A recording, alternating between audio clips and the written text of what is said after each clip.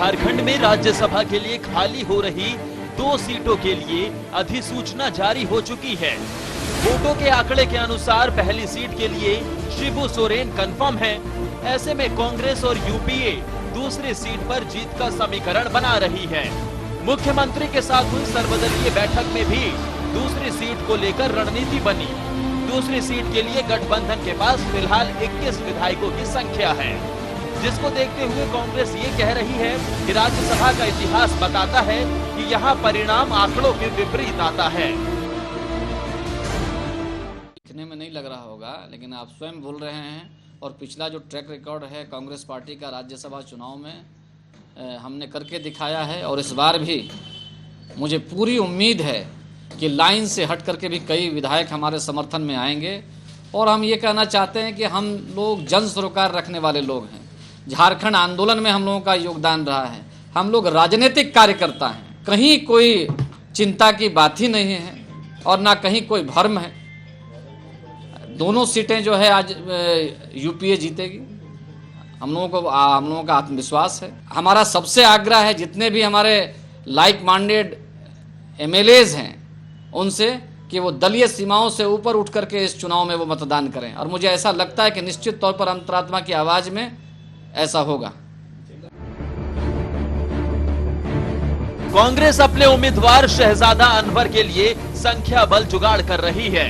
दूसरी सीट पर गठबंधन से ज्यादा पलड़ा बीजेपी का भारी है, लेकिन कांग्रेस ने अपने 2012 वाले फॉर्मूले पर काम करना शुरू कर दिया है। उस वक्त पार्टी के पास मात्र 13 विधायक थे, लेकिन पार्टी ने आरजेडी के 5 और 7 निर्दलियों को अपने पाले में कर जीत हासिल की थी। प्रदेश कांग्रेस का इशारा भी बता रहा है कि इस चुनाव में रणनीति 2012 की होगी। साथ ही 2016 वाले समीकरण पर भी गठबंधन सरकार का ध्यान है और इसी उम्मीद में कांग्रेस जीत का दम भर रही है।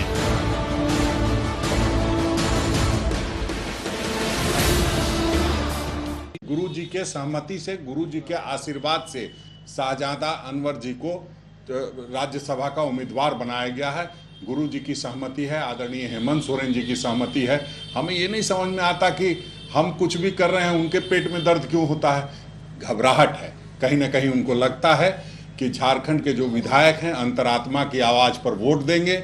और जिस तरह से हेमंत सोरेन जी की सरकार ने प्रवासी मजदूरों को ट्रेन और प्लेन से लाने का काम किया है, उससे कहीं प्रभावित होकर के विधायक जो हैं अपने अंतरात्मा की आवाज़ पर प्रवासी मजदूरों को केंद्र बिंदु में रख करके वोट दे दिए, तो निश्चित रूप से जो हमारे दोनों उम्मीदवार हैं आदरणीय शिबू सोरेन जी और शहजादा अनवर जी, दोनों राज्यसभा पहुंचेंगे। झारखंड में राज्यसभा चुनाव का इतिहास बता रहा है कि सदन में दलगत आंकड़ा भले ही जो हो, लेकिन उच्च सदन के चुनाव में परिणाम विपरीत आते हैं। कांग्रेस कई बार कम आंकड़ा होने के बाद भी राज्यसभा के चुनाव में जीत हासिल करती आई है। इसलिए इस बार भी गठबंधन के रणनीतिकार सीएम हेमंत सोरेन और कांग्रेस प्रदेश प्रभारी आरपीएन सिंह दूसरी सीट पर जीत हासिल करने की तैयारी में जुट गए हैं।